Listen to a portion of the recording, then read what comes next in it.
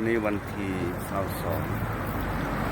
เดือน 2024แต่มายาวเมืองสิงห์นะยาวเมืองสิงห์นะต้องเป็นเมืองสิงห์เดินในเวลา10 โมงเมืองมานนะประมาณเวลา10 โมงเมืองมานนั้นเป็นเมืองสิงห์กำลังเขาที่ไปยาวต้องในวัดวัดเจงใจเมืองสิงห์วัดเจงใจเมืองสิงห์วัดเจงใจเมืองสิงห์đi kinh ván nên lớn pin thì bữa được bữa tan rồi đi เดินปิ้งที่ม่านนี่เนาะ เดินปิ้งที่ม่านนี่ bữa đó năm đi con phải tốt khẩu phục quá cũngว่าcái mày do người xá thu ขี่เฮ้อเนี่ยยากนี่นั่นไงเหมือนขี่รถ ทานไต่ทานเนื้อกำหนึ่งก็ไปบ้องเบื่อแล้วเนอะ ทานที่คู่ก็ซักสิ้นแต่ทาน กล้าม ก็ เฮื เก็ อบ พาเขาไป อันที่กู ไม่เหี่ยวท่าน อยู่นี่กินหวาน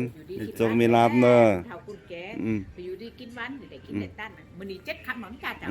จะละย้อนบุญคุณเกี่ยวจะทำพักการเนอะสาธุจะไปตัวไปวัดกูซิน อ๋อ ไปทานไปวั วั ด ดอยู่ไกลนี่เนาะ อันยุดไก่ ถามหมูกับแม่นั่น ได้เอ้เจ้าท่ม อ๋อ ดีกันได้วิหารอบเปียงมาอีนี่ อ๋อ ปฏิบัติกะพี่เห็นผมกะ ที่ดิบตัว อ๋อ จะไปตัวอันทั้งอาชีพแก่ไปเจ้าอันตัวกับพี่หน่อยไป โดกผ่าหน่อยไป อยู่นี่กินหวานเนอะ เจ้าอยู่ดีกินบ้านไปพ่อคนอยู่ดีกินบ้านเนาะเฉยไปไปกัดไปทาน อันนี้เขาวันที่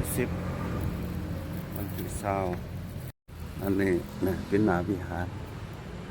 นี่เพิ่นเปิดเนาะวิหารนี่เพิ่นฮาบไว้ไม่เอาเมืองสิงห์มาถึงแล้วนั่นเป็นประตูตั้งเข้าวัดอันนี้เป็นโบสถ์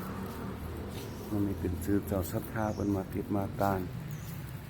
แล้วเพิ่นเตรียมบิ๊กลาวนะเพิ่นเตรียมบิ๊กลาวตัวอ่อนแสงหลาสิงตา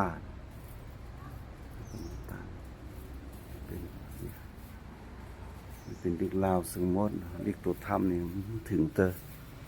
บิ๊กตัวถ้ำนี่เพิ่นยังเตอเหมือนในเตรียมบิ๊กตัวถ้ำไหนเขาอันนี้เป็นกองหอกองใจหอกองหลวงอันนี้เป็นน้ำบ่อในวัดน้ำบ่อโบราณคนยังตักอยู่นะตักน้ำบ่อลึกนะคำหนึ่งเขาก็มือเอาการ์ดคำหนึ่งยังมือเอาการ์ดก็อันนี้เป็นวิหารเปิดงามเลยวิหารงาม